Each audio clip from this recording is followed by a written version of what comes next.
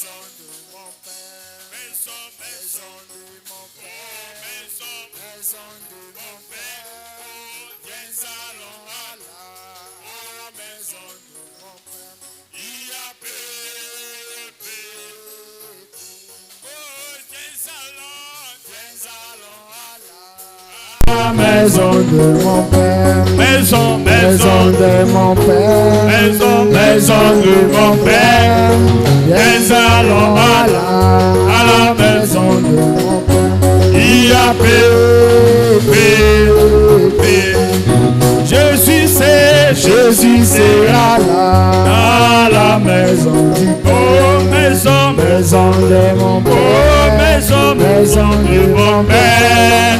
Jésus c'est à la maison du Père. Il y a pépé. Oh là dans la maison, oh du peuple des points, maison de mon Père, maison de mon Père.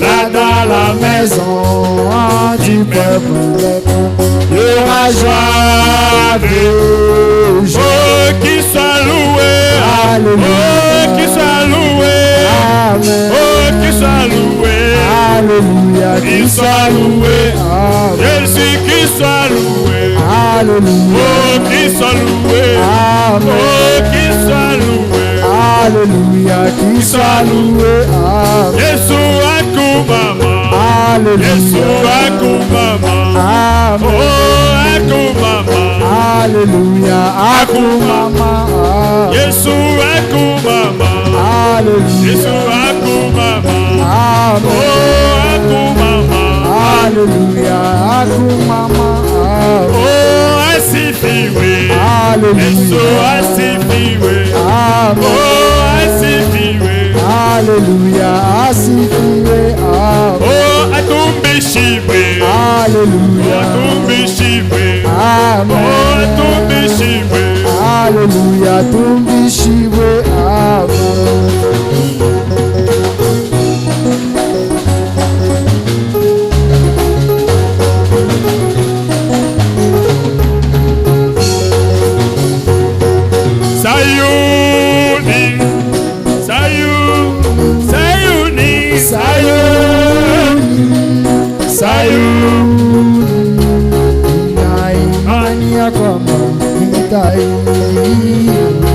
Nina imani ya kwamba nitaingia Sayuni. Oh, Sayuni, Sayuni, Sayuni, Sayuni, oh, Sayuni, Sayuni, Sayuni.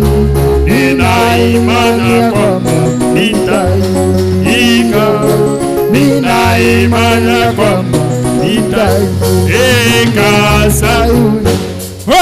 Mokozi, Mokozi, Mokozi, Mokozi, Mokozi, Mokozi.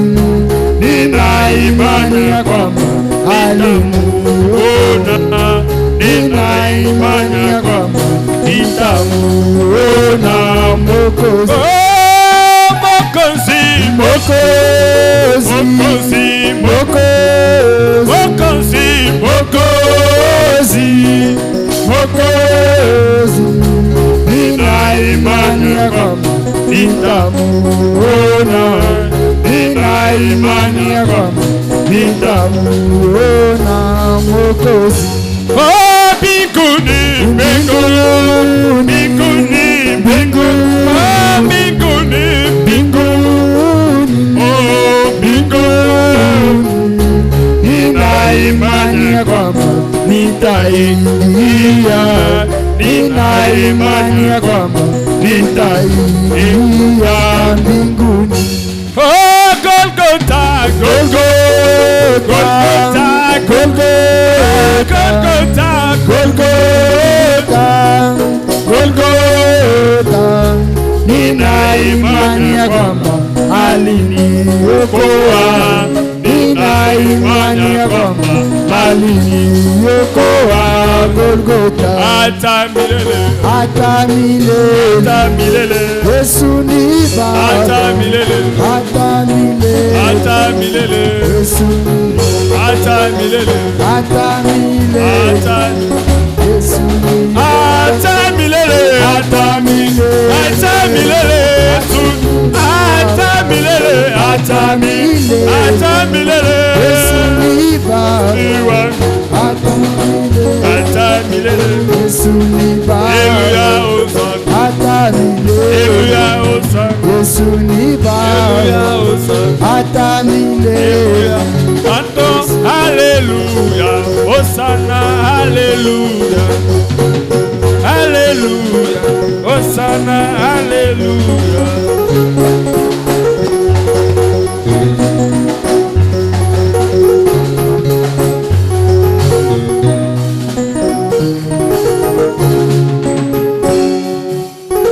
Amen, amen, amen.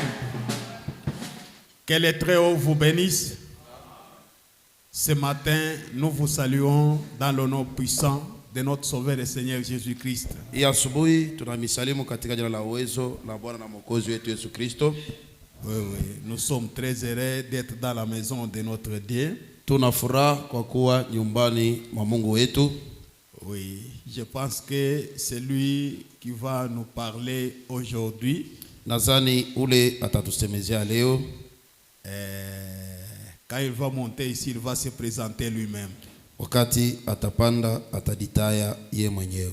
Alors, on chante un peu l'ancien évangile pour qu'il monte. Tunaimba mbele indile la kale juu apate kupanda. C'est toujours l'ancien Saint-Esprit et Satan ne peut l'approcher.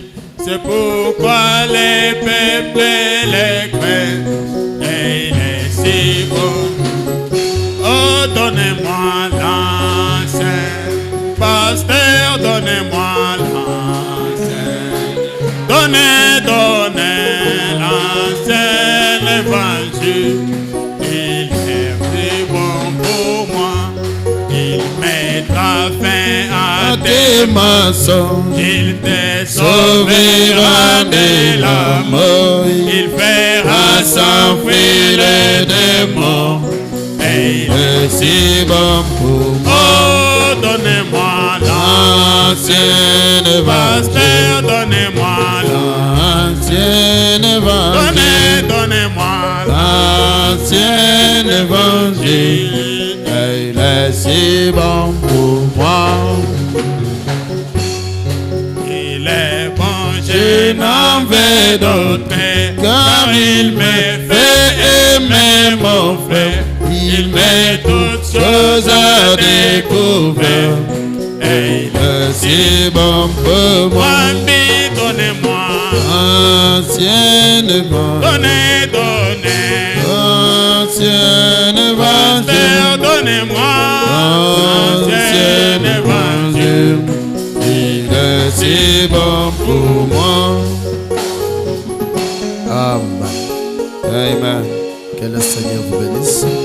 Bwana mibariki. Veuillez prendre place d'abord. Je vous salue ce matin au nom du Seigneur Jésus. Amisalimu ya asubuhi katika jina la Bwana Yesu. Est-ce que vous pouvez saluer quelqu'un à mon nom à côté de vous?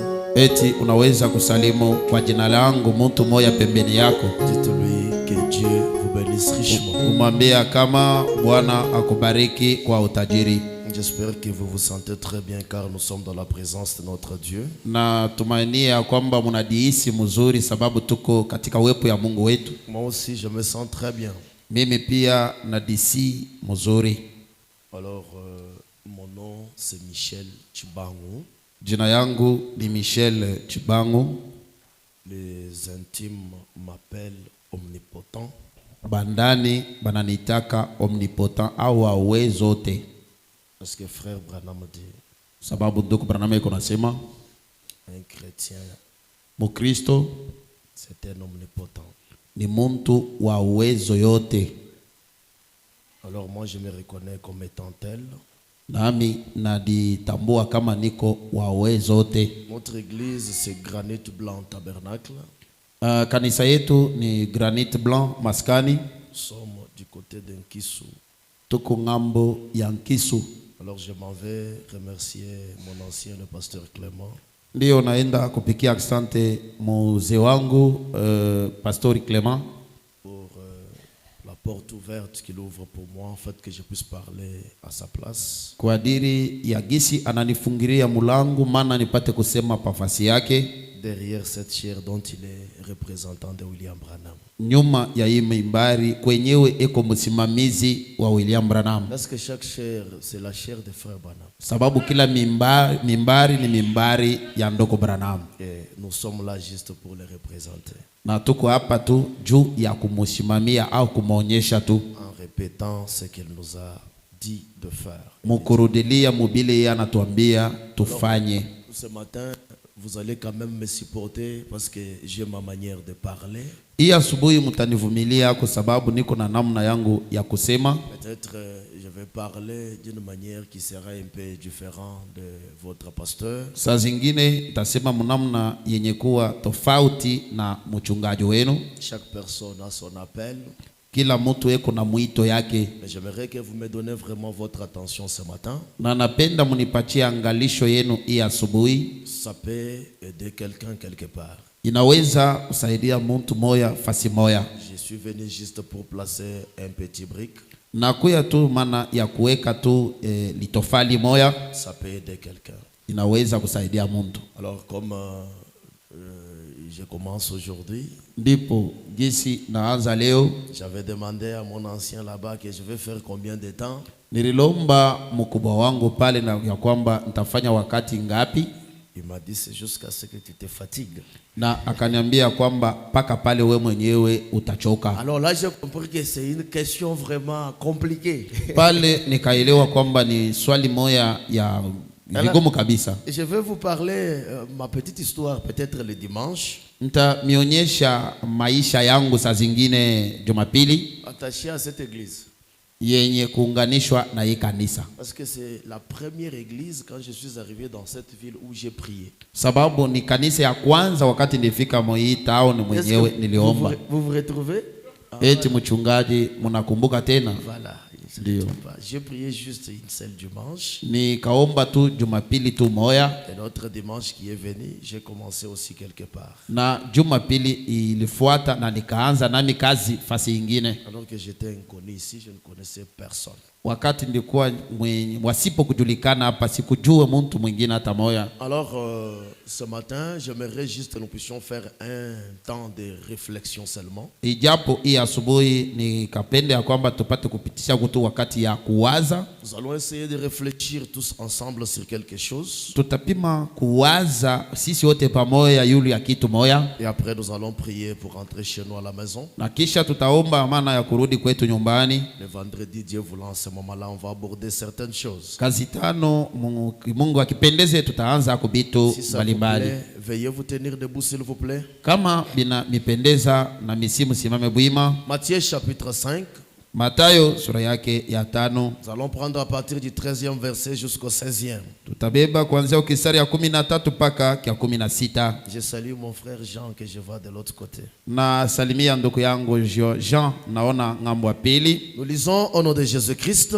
Tunasoma katika jina la Yesu Kristo. Vous êtes les sel de la terre. Muko chumvi ya dunia. Mais si le sel perd sa saveur, na kama chumvi napoteza butamu yayo, avec quoi la lui rendra-t-on? Na kitu kani tutairudishia yayo? Il sert plus qu'à être jeté dehors. Aisaidie kukitu ni kuitupa tu nje. Et foulé aux pieds par les hommes. Na kukanyangiwa kumiguu kwa bantu. Vous êtes la lumière du monde. Muko mwanga ya dunia. Une ville située sur une montagne. Muji yenye kuikalia yule ya mulima. Ne peut être caché. Haiwezi kufichwa. Et on n'allume pas une lampe pour la mettre sous le boisseau.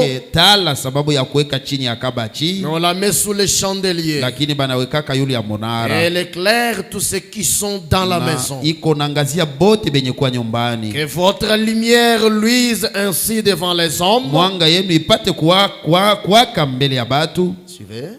Fuateni. Afin qu'ils voient vos bonnes œuvres. Maana batu baone matendo yenu nzuri. Et qu'ils glorifient votre Père qui est dans les cieux. Na papate kusifu baba yenu aliye mbinguni. Afin qu'ils voient vos bonnes œuvres. Maana batu bapate kuona matendo yenu nzuri. Et qu'ils glorifient votre Père qui est dans les cieux. Na bapate kumusifu baba yenu aliye mbinguni. Galates chapitre 5, 7 à 6. Galatia 5.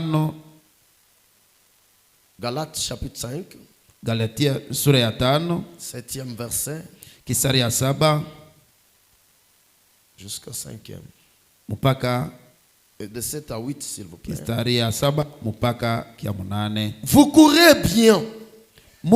Mulikuwa nakimbia mzuri. Qui vous a arrêté? Ni nani anamshimamisha? Pour empêcher d'obéir à la vérité. Sababu ya kumikatalia kutii kuukweli. Cette influence ne vient pas de celui qui vous appelle. Hii ushawisha itokee kwa ule anamiita. Un mot de prière. Neno moya ombi. Glorieux Père céleste.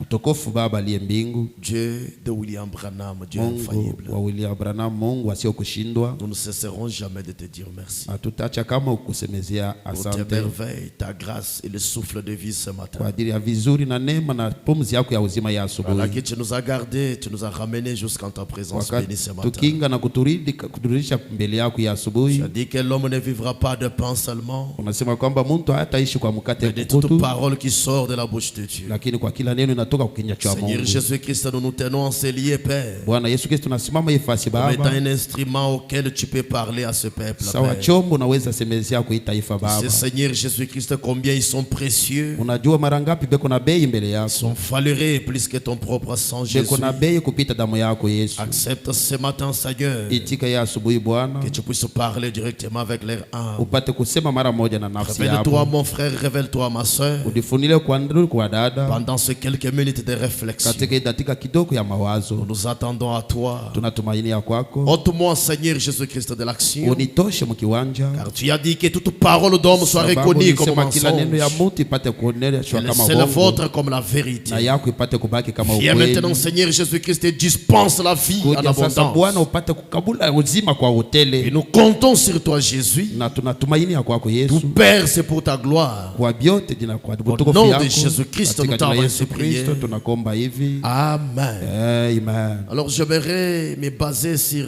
une prédication du saint prophète Branham. Ndio napenda kusimamia yule ya mahubiri ya mtakatifu Nabii Branham. Il avait parlé sur un sermon intitulé Que votre lumière luise ainsi devant les hommes. Alisemezea mahubiri moja napewa jina ya kwamba na mwanga yenu ipate kuangala mbele ya watu. C'est autour de cela que nous aimerions un peu réfléchir un Ni tout petit kando peu. kando ya ile tunapenda kuwaza ako kidogo, Et à ce moment-là, nous allons nous plonger dans la prière. na ile wakati tutadingiza katika maombi. Alors, Frère Branham, il nous a toujours parlé Ijapo ndugu Branham nikalake kuna tusemezea que la vie d'un chrétien, c'est une vie d'inventaire. kwamba maisha ya Mkristo ni maisha ya uchunguzi. Chaque personne qui confesse être un croyant, Kila mtu anatubu kwamba ni muamini, chaque personne qui confesse être chrétien, kila mtu anatubu kwamba ni Mkristo. il doit faire l'inventaire journalier de sa vie. Anapasha kufanya hesabu ya kila siku ya maisha Il yake. doit se poser la question, Anapasha kujiuliza où swali, est-ce que je suis avec Dieu? nifasi kani nafikia na Mungu? Où est-ce que je suis depuis que j'écris cette parole? Nifasi kani nafikia tangia niliamini hii Est-ce que neno? suis-je réellement dans la voie où je m'étais engagé? Eti ningali munjia yenyewe niringia? Suis-je toujours dans ce que j'étais déterminé d'être avec Dieu? Eti ningali muile nilipanga kwamba nikuwe pamoja na Mungu? Soit je suis en train de faire ce qui n'est pas dans la parole. Au niko mkufanya ile haiko ndani ya neno? Alors je vais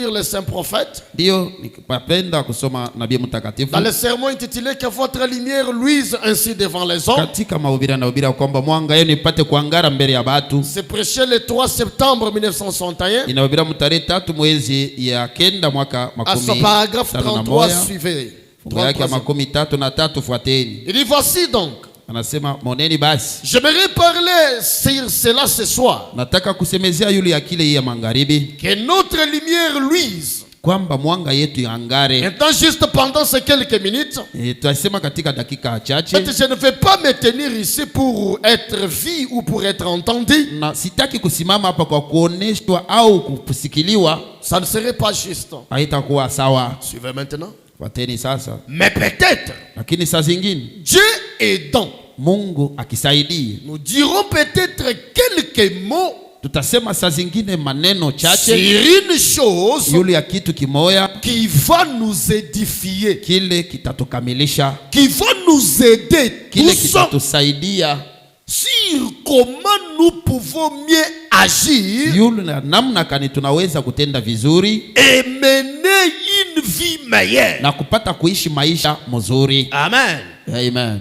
C'est ce que frère Branham veut nous parler. Jo ile ndugu Branham anataka kutusemezea Comment est-ce que nous pouvons mieux agir kesi kani tunaweza kutenda vizuri et comment mener une vie meilleure. na namna kani tunaweza kuishi Branham mzuri. dit, je suis sûr que c'est pour cela que nous sommes tous ici. Ndugu anasema kwamba niko na hakika kwamba ni njua kwa ile sababu tuko hapa. Et c'est pour recevoir la correction Asema ni njua kupata kunyoloshwa et savoir ce que nous pouvons faire na kujua kitu kani tunaweza fanya pour devenir des meilleurs chrétiens. maana ya kuwa Kristo vazuri. Il y a certaines choses Kunako bitu fulani dont nous sommes censés faire. bile tunapasha kufanya. Pourquoi faire ces Kwa choses-là? nini kufanya ile bitu? C'est pour devenir des meilleurs chrétiens. Ni sababu ya kuwa bakristo bakweli. C'est pour améliorer notre vie Ni chrétienne. sababu ya kutengeneza maisha yetu ya Kikristo, Devenir des meilleurs chrétiens. ya kuwa bakristo vema, Meilleurs que ce que nous étions kuwa autrefois. vizuri kushinda ile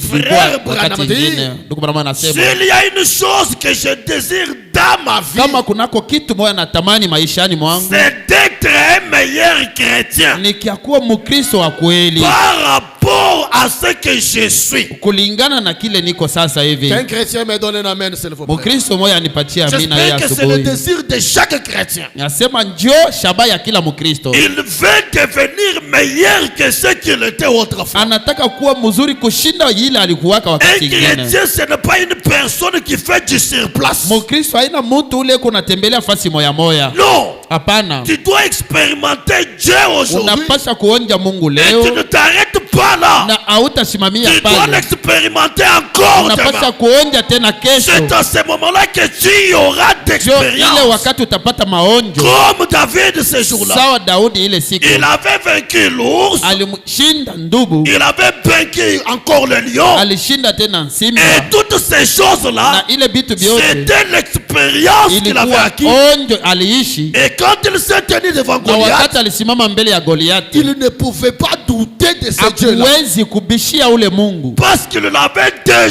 sababu expérimenté. alikuwa anaisha muonja. Et c'est ce que nous voulons ce Na matin. njoo ile tunataka hii asubuhi, Savoir quelque chose. kujua kitu moya, Comment notre vie namna kani maisha yetu peut devenir meilleure. inaweza kuwa mzuri, Comment peut-on devenir des meilleurs chrétiens namna kani tunaweza kuwa bakristo vazuri par rapport à ce que je suis. kufuatana na kile niko sasa hivi. Branham dit, Branham anasema et je suis sûr na niko na hakikisho que c'est le cri du cœur de chaque âme ici. kwamba ni kilio kia moya kila nafsi hapa. Il dit ce soir. Asema hii magharibi, Moi je dirais ce matin. mimi nitasema hii asubuhi Branham dit c'est d'être Branham un anasema, meilleur ni chrétien. ya kuwa mkristo mwema. Le désir de chaque âme, Nia ya kila nafsi c'est d'être un meilleur ni chrétien. ya kuwa mkristo mwema. Mais donnez-moi un amen. Unipe kwa amina Et moya. c'est ce que nous voulons nous tous. Na njoo ile tunataka sisi wote Devenir des meilleurs chrétiens. kuwa bakristo vazuri. C'est le cri de chaque âme. Jo kilio kwa kila nafsi. Alors nous voulons savoir comment le devenir. Ijapo tunataka kujua namna kani kuwa mkristo mzuri. Et pendant que nous serons en train de parler, Na wakati tutakuwa tuko naisemezea, nous serons en train de réfléchir nous tous autour de cela. tutakuwa sisi wote tuko na waza kando kando ya ile Pour prendre notre vie, kwa kubeba maisha yetu, le placer sur une balance. kuiweka pa balance au Et cette kipimo. balance-là, c'est la parole. Kile kipimo ni neno la Mungu, Sera proclamé ce matin. ili itatangaziwa ya Et voir asubuhi. si réellement notre vie est déjà perfectionnée. Kuona kama kweli kweli maisha yetu inesha kamilishwa. Branham dit, Tukubaramengo nasema votre vie est-elle digne de l'évangile? eti maisha yako inambatana na Injili. Paragraphe 128. Fungo yake 128 C'est prêché le 30 juin 1963. inahubiriwa tarehe 13 mwezi ya 6 mwaka Et 1963. quand nous allons réfléchir,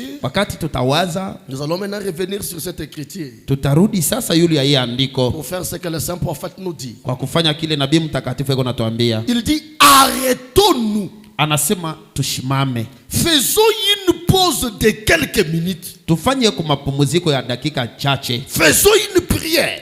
Tutowe kwa ombi moya. Et réfléchissons. Na tuwaze. Dans quel jour vivions-nous? Katika kila siku kani tuko naishi? Où en sommes-nous? Au tuko wapi? Dans un autre âge scientifique et moderne. Eti tuko mukizazi kingine kia elimu ya kileo. Branham dit, nous ferions mieux de réfléchir. Tutafanya mzuri kuwaza. Peut-être que si vous arrêtez, saa zingine ukisimame, si les gens s'arrêtent pour prier, batu bakisimame kwa kutoa ombi, et réfléchissent un tout petit peu, na banawaza ako kiloko, on se sentirait mieux. Tungediisi vizuri après avoir fait cela. Kisha kufanya vile. Et c'est ce que j'aimerais qu'à la fin de cette petite exhortation que nous puissions faire ça. Njoo ile napenda kumwisho hii kusubutisha réfléchir sur nos vies. Tuwaze yulu ya maisha yetu. Prier pour se sentir mieux après. Tuombe mana tudisikie vizuri. Branham, il dit quelque chose. Donc Branham iko nasema kitu moya. Parce que nous voulons que nos vies deviennent meilleures. Sababu tunataka maisha yetu ikuwe Que mzuri. nous devenons des meilleurs chrétiens. Tukuwe ba Kristo bazuri. Et frère Branham dit, na ndugu Branham iko nasema, je suis dans le sermon intitulé les images de Christ. Niko mu mahubiri inapewa kwamba mapicha au mifano ya Kristo. C'est prêché le 25 mai 1959. Na ubira mtarehe 25 mwezi ya 5 mwaka 1959. Je vais prendre le paragraphe 15 et le paragraphe 16. Tabeba fungo ya 15 na 16. Écoutez les saints prophètes. Sikilizeni nabii mtakatifu. Eh bien, mzuri sana. Des fois on entend dire, mara ingine tunasikiaka batu banasema, oh, qu'est-ce qu'un chrétien? Hey, mukristo ni nani? Je suis chrétien, vous l'êtes aussi. Niko mukristo, nani muko Kristo? Mais qu'est-ce qu'un chrétien? Lakini mukristo ni nani? Branham dit, Branham anasema, certaines limites c'est là au fait de se joindre à une église. Bengine banashimamisha ile kwa tendo ya kudiunganisha na kanisa moya. Quelqu'un a dit, mtu moya alisema, eh bien un chrétien c'est un membre d'église. Ndio mukristo ni mwanamembo wa kanisa moya. Quelqu'un qui adhère à l'église. Mtu la anadiunganisha na kanisa moya. Branham dit, je crois que tous les chrétiens devraient le faire. Branham anasema naamini kwamba Kristo wote walipaswa kudiunganisha kwa kanisa. Mais je ne crois pas que c'est cela le christianisme. Lakini shamini ya kwamba kuingia mkanisa moja ndio Bukristo hapana. Le christianisme ce n'est pas adhérer à une église. Bukristo haina kwenda kuingia mkanisa fulani. Un chrétien doit avoir une église.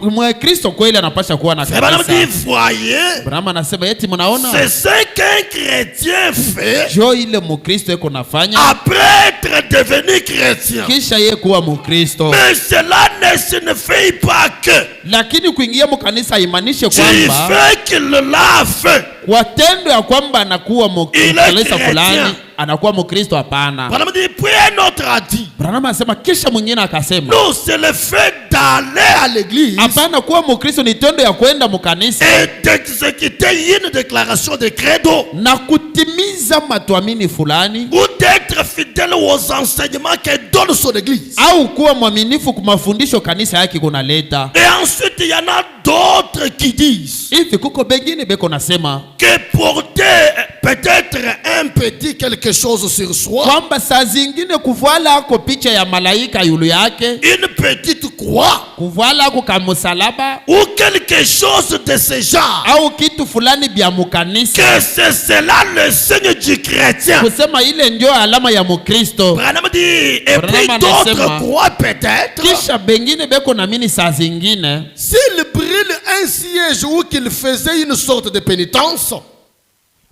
Kama anakuwa kuekala mkichi kila wakati mkanisa wala anakuwa kutubu. Anatubu au anafanya anahuzunikia makosa alifanya. Et que c'est ça être chrétien. Anasema kwamba ile ndio kuwa mkristo. S'il était simplement immergé dans l'eau. Kama tu alitumbukizwa mu maji. Ou s'il offrait un sacrifice. Au kama alikuwa anatoa tu sadaka. Ou donner des biens à l'église. Au anatolea kanisa mabintu. Ou à aider les voisins. Au anasaidia bajirani yake. À acheter du charbon à la veuve. Ile au analeta makala anapatia mjane. Ou des souliers à l'orphelin. Au anatolea yatima bilato. Branham dit, Branham anasema, ça ce sont les actes qu'un chrétien devrait faire. Ile ni matendo mkristo alipaswa kufanya. Mais donnez-moi un amen. Amen. Un chrétien devrait faire ça. Mkristo alipaswa kufanya hii matendo yote banataya. Néanmoins, Lakini Branham dit, Branham eko mais nasema cela ne fait pas encore de vous un chrétien. kufanya vile vyote abia kufanya Mkristo hapana. Même si tu le fais comme un chrétien devrait le Hata kama faire, unabifanya gisi Mkristo alipaswa kubifanya, ce n'est pas cela qui fait de toi un chrétien. aina ile ndio itakufanya Mkristo Et hapana. puis d'autres diront encore Kisha bengine batasema tena que si je pouvais mettre une image de Christ dans votre voiture kwamba kama naweka tu picha ya Kristo mugari yangu ou sur votre mur, au naweka kukibambazi yako, comme nous avons l'image de Christ là, Yesu tuko na picha ya Kristo hapa, vous prenez ça, unaibeba. on a cela dans nos maisons, Tuko nayo manyumba yetu, dans nos voitures, tuko nayo magari yetu. ça c'est l'image de Christ, Hii ni picha ya Kristo, c'est la photo de l'ange, ni picha ya malaika, c'est Christ lui-même, ni Kristo peke parce que yake, Christ est la parole révélée du jour. ni Kristo neno yenye kufunuliwa ya siku. Branham dit, Brahma anasema si vous prêtez cela dans votre voiture ou sur kama votre unaweka mur, ila picha ya mugari yako au kupikibambazi yako, c'est cela le signe du chrétien. unawazia sema ile ndio alama ya Bukristo. Eh bien, Mzuri, ces choses sont très bien. ile mabiti yote iko mzuri, Mais lakini je ne crois pas que le fait de mettre une image siamini ya kwamba tendo ya kuweka picha moja fait de vous un chrétien. inakufanya Mkristo. Hapana, Je crois que c'est le fait d'être une image, naamini ya kwamba ni tendo ya we mwenyewe unakuwa picha, une image de Christ we mwenyewe unakuwa picha ya qui Kristo, fait de vous un chrétien. ndio ili inakufanya Mkristo. Donc le désir de Amen. mon cœur ce matin, Pengine nitameonyesha ya asubuhi c'est que moi et toi, na wewe na mimi que nous soyons des images de Christ. tupate kuwa mapicha au mifano ya Kristo. Non pas porter seulement l'image de Christ, Hapana kwanza kuvala paka picha ya et Kristo, que l'on devienne l'image de lakini Christ. shie benyewe tukue picha ya Kristo. Frère Branham dit, Tuko Branham kuna sema je crois que c'est le fait d'être une image de Christ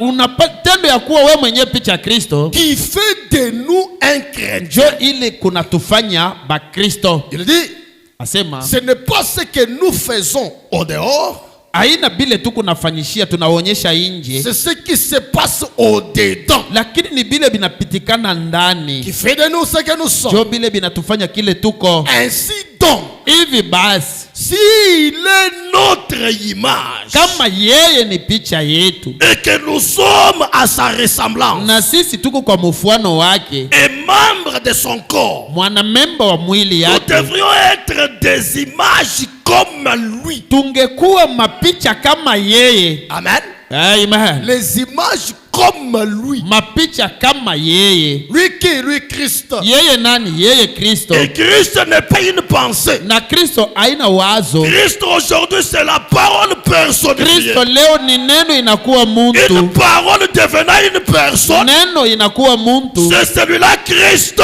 Ule njo Kristo. que nous sommes censés ressembler. Ule tunapaswa kufanana naye. Pas n'importe quelle parole. Hapana neno lolote. Pas la parole du jour de Paul. Hapana neno la siku ya Pas Paulo. la parole du jour de Wesley. Hapana neno ya siku ya Mais Wesley. la parole révélée dans ce temps de la Lakini neno fin. yenye kufunuliwa ya hii wakati ya Et quand mwisho. cette parole Na là wakati ile neno se fait chair, inadifanya munofu. voilà à quoi ressembler. Jo kienye tunapaswa kufanana Et nake. pose-toi la question ce Na matin. uliulize ulizo ya Est-ce que asubuhi. tu ressembles réellement à Christ? Eti kweli kweli unafanana na Kristo? Parce que Christ est la parole. Sababu Kristo ni neno. Réfléchissons autour de ça. Tuwaze kando kando ya ile Et kishina. tu es réellement l'image de Christ. Eti kweli kweli uko picha ya Kristo? Frère Madame dit, Ndugu Brameko nasema. nos vies devraient alors refléter l'image de Christ. Maisha yetu ilipaswa kuonyesha sasa picha ya Kristo. Pas à nous joignant à l'église Hapana kudiunganisha na kanisa ou à moja porter le crucifix au kuvala misalaba ou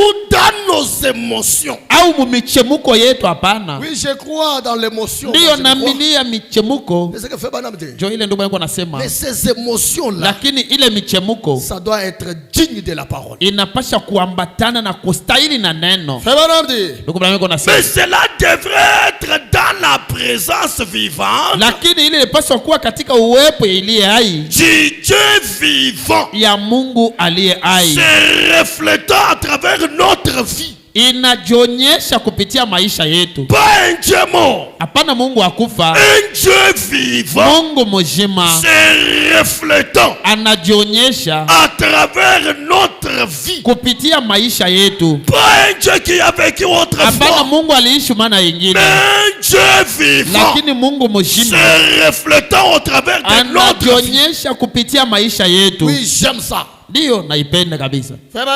Ndugu yangu nasema. Pendant que nous sommes en train de réfléchir. Wakati tuko mkuwaza yulu ya hiki. Là où nous avons lu dans Matthieu. Fasi tunasoma katika Mathayo. Vous avez compris qu'on nous appelle que nous sommes les sels de la terre. Munaelewa ya kwamba banatuita kwamba tuko chumvi ya dunia. Et la Bible dit si le sel perd sa saveur. Biblia inasema kama chumvi inapotesha butamu yake. Il ne reste que de le prendre et de le jeter. Itabaki tu na kazi ya kuitupa nje. Parce qu'il ne sert absolument à rien. Maana haisaidie kukitu hata moya. Ça sert à assaisonner les condiments. Iko nasaidia kupatia chakula butamu. Mais si cela ne donne pas encore lakini kama ile chumvi ilete tena butamu mchakula, on doit le jeter parce qu'il ne sert absolument. Pasha kuitupa sababu haina tena na maana. Mais nous on nous qualifie que nous sommes les sels de la terre. Lakini sheye banatuita kwamba tuko chumvi ya dunia. Donnez-moi un amen. Amen. Branham dit. Branham iko nasema. Je suis dans Élie et Élisée, Élie et la Sunamite. Niko katika mahubiri inapewa jina ya kwamba Elia na Msunama. Ou soit Élie au mahubiri tu Elia. Prêché le 1er mars 55. Inahubiri mtarehe ya kwanza mwezi ya 3 mwaka 15. Paragraphe 13. Fungu yake ya 13. Suivez Frère Branham. Fuateni ndugu Branham. Mais le sel a une saveur. Lakini chumvi iko na butamu. Quand il entre en contact. Wakati inaingia mapatano. Vous me suivez? Unanifuata? Branham anasema. Vous avez un morceau de viande ici. Uko na kipande ya nyama hapa. Un fil de sel ici. Na mkono ya chumvi hapa. Vous devrez les mettre ensemble. Ulipaswa kuiweka fasi moja. Mettre le sel sur la viande ou la viande dans le ciel. Kuweka chumvi pa nyama au nyama unaitumbukiza mchumvi. Pour conserver cette viande. Juu ya kuchunga ile nyama. Il en est donc ainsi. Iko vile basi. On doit mettre le croyant avec l'incroyant. Unapaswa kubeba mtokuamini na mwaminifu. Il dit c'est juste. Asema ni kweli. Vous devez les amener à l'église. Unapaswa kubaleta mukanisa. Auprès d'un groupe de gens salés. Munkunji moya ya batu benye kuwa chumvi. Vous savez le sel? Munajua chumvi? Le sel donne aussi soif. Chumvi nayo inaletaka kiu au amu ya mai. N'est-ce pas? Haina vile. Et quand vous mangez du sel, vous avez soif. Na wakati unakula chumvi utashikia amu ya maji. Écoutez ce que fait Branham dit. Fateni ndugu Branham iko Et Dieu veut que son église, na Mungu anataka kwamba kanisa yake soit si salé, ipate kuwa na chumvi sana, que le monde entier kushindia dunia mzima aura soif d'être comme elle. Na dunia mzima itatamani kuwa kama kanisa yake. Amen. Amen. Amen. Amen. Dieu veut que l'église soit salée. Mungu anataka kanisa ikuwe na chumvi pour que le monde entier, dunia mzima, pour que le monde entier, dunia mzima soit comme elle. Ipende kuwa kama yeye. Frère Branham dit, Abraham iko nasema qu'il sera simplement assoiffé. Na dunia itakuwa paka na hamu ya mai. Simplement assoiffé. Itakuwa tu na hamu. Il pense tout simplement en disant, iko na waza mukusema, oh, si seulement je pouvais vivre comme cette femme. Kama tu ningeishi kama ule mwanamke. Et là je vais demander à ma sœur de se poser une question. Dada yangu adiulize ulizo. Est-ce que dans ton état que tu es, eti mwali yako uko sasa le yeye, monde peut-il avoir envie ba dunia hapa naweza kuwa na amu de vivre comme toi? ya kuishi sawa wewe? Pose-toi la question. Udiulize swali. Parce que tu es le sel de la terre. Sababu uko chumvi ya dunia. Et Dieu t'a dit aujourd'hui, na Mungu anakuambia leo, sois salé, uwe na chumvi, en fait que le monde maana dunia désire d'être comme toi. Kuwa sawa wewe. Il dit si seulement je pouvais vivre, asema kama tu ningeishi comme cette femme. Sawa ule mwanamke. Shikia, unasema elle est la personne la plus douce. Ule dada njo muntu mupole sana. Qui témoigne? Nani yuko nashuhudia? Le monde.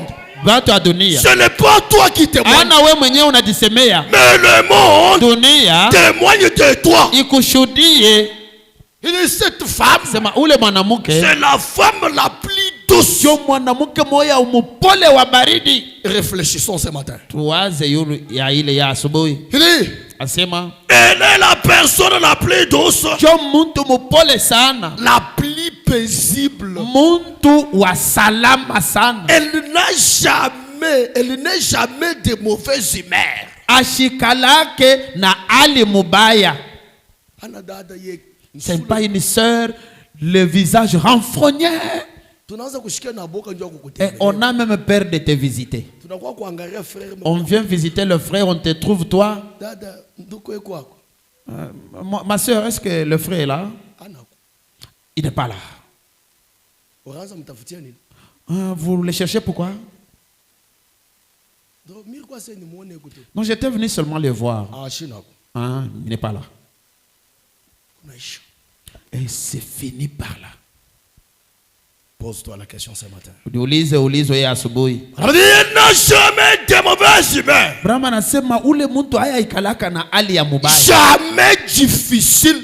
Kamwe aikalake nguvu. Il n'est pas quelqu'un de rude. Elle est toujours aimable. Eko paka wa kupendeza. Essayant de faire quelque chose. Eko napima kufanya kitu moya. Pour aider quelqu'un d'autre. Sababu ya kusaidia mtu mwingine. Réfléchissons pendant que je suis en train de lire. Tuwaze kwa wakati niko mkusoma neno la Mungu. Essayant toujours. Eko napima daima. Pour aider quelqu'un d'autre. Kwa kusaidia mtu mwingine. Pas vouloir s'aider d'abord soi-même. Hapana kupenda kujisaidia wewe mwenyewe. Non. Hapana. Oh, c'est ça là être un chrétien. Ingawa ile njoo kuwa Mkristo. Fais madame dit. Ndugu yangu nasema. Aider quelqu'un d'autre. Kusaidia mtu mwingine. Est bien. Mzuri. Shikia. Écoutez. Elle ferait l'honneur de l'église. Ataleta heshima ya kanisa. De n'importe qui. Kwa muntu au heshima ya muntu yoyote. Kwa muntu yoyote. Ule dada wa ile tabia atakuwa heshima ya kanisa ya kila muntu. Fera l'honneur de l'église de n'importe qui. Ah, on la regarde. Banamwangalia. On dit que celle-ci. Banasema huyu. C'est réellement la vie Zoé qui est en elle. Huyu ni maisha Zoé ndio iko ndani yake. Celle-ci nous voyons que pasteur Clément a réellement travaillé. Huyu tunaona kwamba mchungaji Clément anatumika sana. La parole a un impact dans sa vie. Neno iko na ushawishi maishani yake. C'est ce que frère Branham dit. Ndio ile nabii iko nasema. Elle ferait l'honneur de l'église de n'importe qui. Atafanya heshima ya kanisa ya muntu wote. Mungu ambariki sana. Amen. Que Dieu vous bénisse. Que Dieu vous bénisse richement, sœur. Laissez-moi seulement que je parle. Parce que je commence à me sentir un peu libre. Sababu naanza kudisikia kumojasiri. Vous allez me supporter par ma façon de parler. Utanivumilia kumnamna yangu ya kusema. Pas quelqu'un qui est quelque part. Hapana muntu moya kwa fasi moya. On lui pose la question. Banauliza swali. Tu pries où? Unaombaka wapi?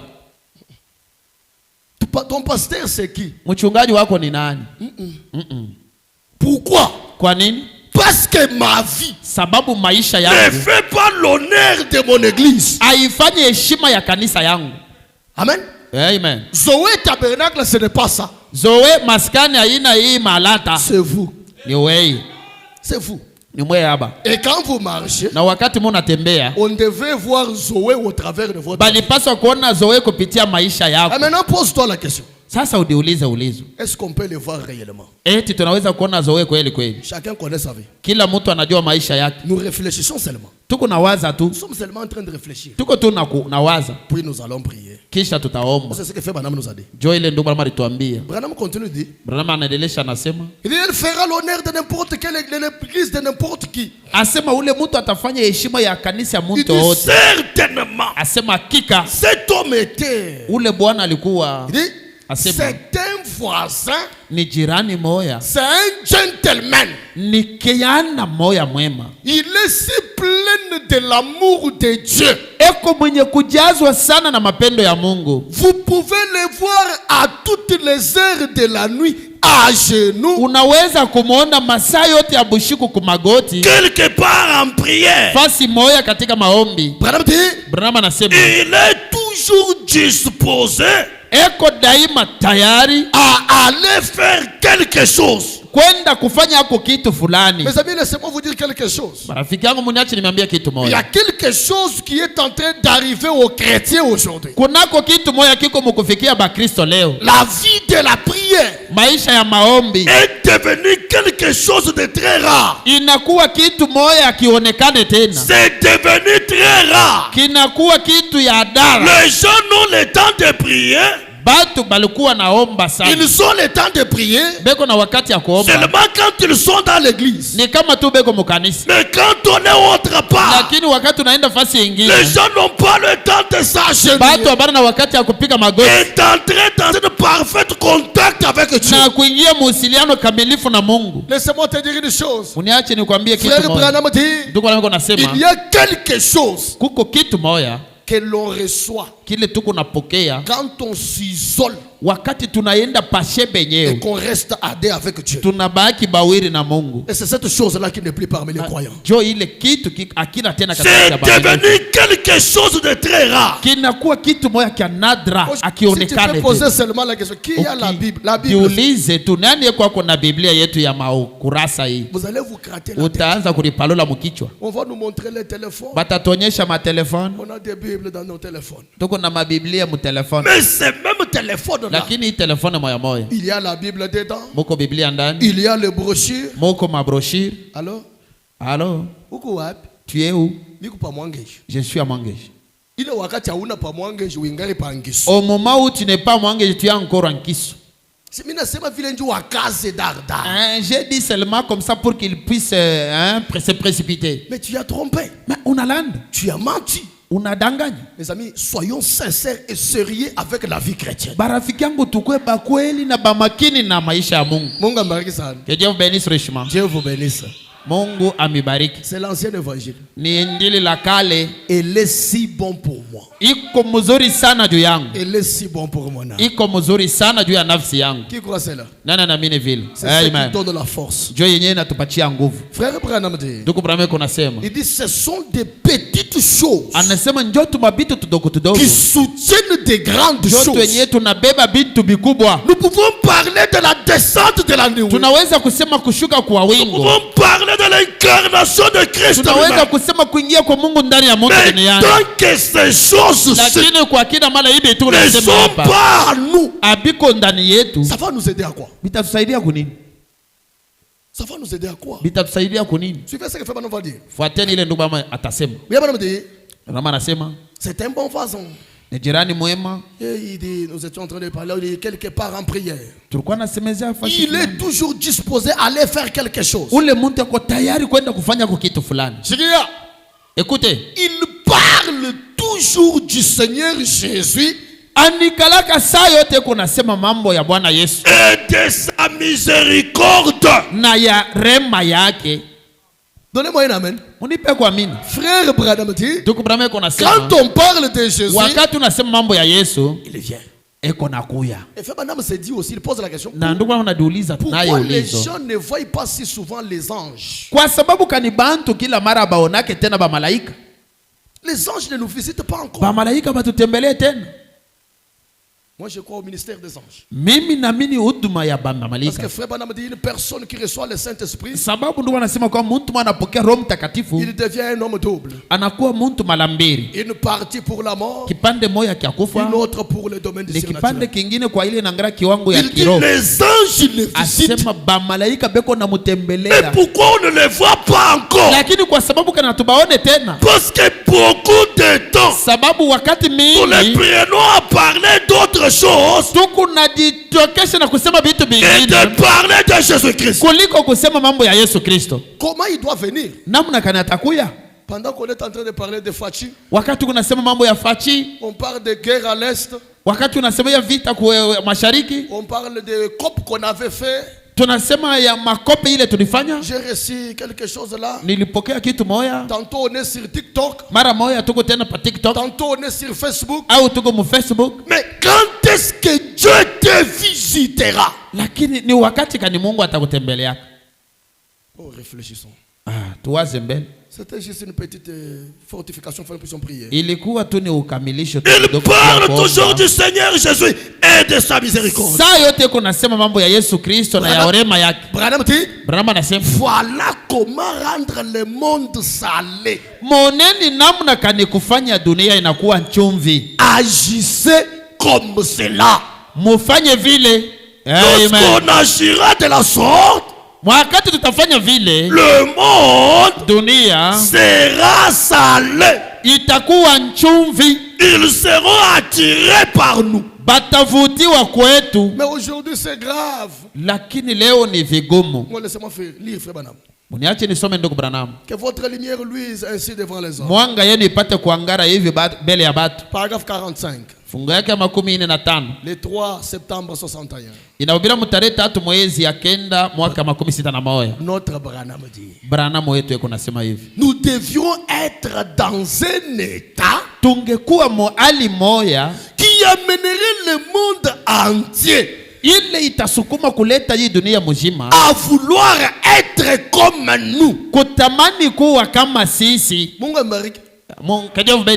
Pendant ce temps, chaque personne se pose la question. Hapa sasa mtu wote kuna diuliza swali. Est-ce que mon voisin du travail, eti jirani wangu wa kukazi, mon voisin de la parcelle, jirani wangu wa lopango, mon voisin du quartier, jirani wangu wa mukartier, désire-t-il être comme moi? Eti anatamani kuwa sawa mimi? Pose-toi la question. Udiulize swali. Et toi-même tu as la réponse. Na wewe mwenyewe uko na jibu.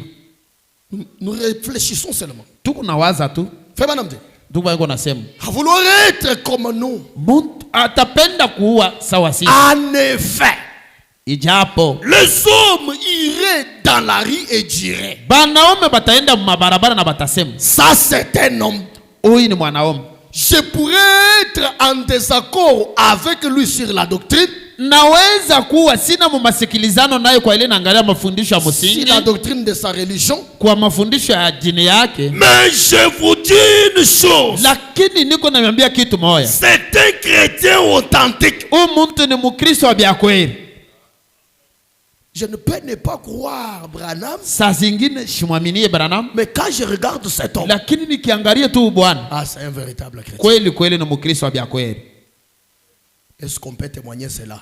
Eti batu banaweza kushuhudia vile juu yako. On peut le témoigner pour moi. Eti banaweza kuishuhudia juu yangu. Nous sommes en train de balancer nos vies. Sisi wote tuko mkupima maisha yetu. Mais je vous dis une chose. Lakini namiambia kitu moja. C'est un chrétien authentique. Ni mkristo wa kweli. Branham dit, Branham iko nasema, il devrait y avoir des femmes kungekuwa banamuke qui iraient dans la rue en disant, bale bataenda njiani banasema, elle peut être démodée.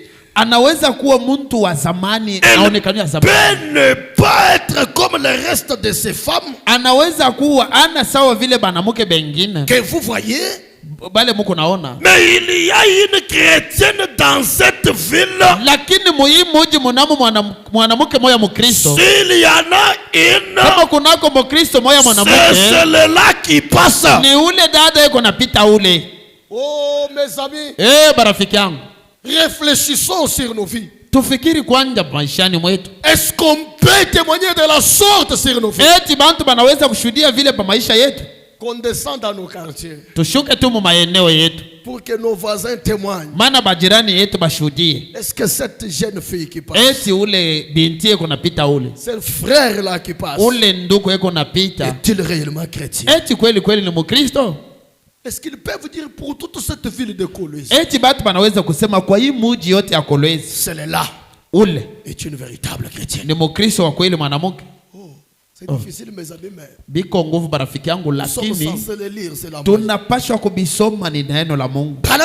Branham yuko nasema, car nous sommes parrainés par Jésus-Christ. Sababu tunabebewa kwa muziko kwa Yesu Kristo. Il dit amen. Amen. Quel genre de personnes devrions-nous être? Aina kani ya batu tungekuwa si nous sommes ces panneaux publicitaires kama tuko mabao inatangaza habari yake et que nous sommes parrainés par lui, na sheye tunabebwa katika muzigo yake, alors c'est Christ, ijapo ni Kristo, la personne de qui nous tirons notre vie, muntu moya kwa nani tuko na bebe ya uzima yetu est notre force. na nguvu yetu. Notre force est notre vie. Nguvu yetu na uzima yetu Nous la tirons de qui? tuko na ivutia kwa nani? De Christ. Kwa Kristo. Et nous avons dit que Christ est la parole. Na tukasema kwamba Kristo ni neno. Il est la parole. Eko neno. Laissez-moi vous dire quelque chose. Uniache nimeambia kitu moja. Si nous avions le manguier, Kama tungekuwa na muti ya yembe, il ne va produire que les mangues. muti ya yembe itazala paka ni mayembe.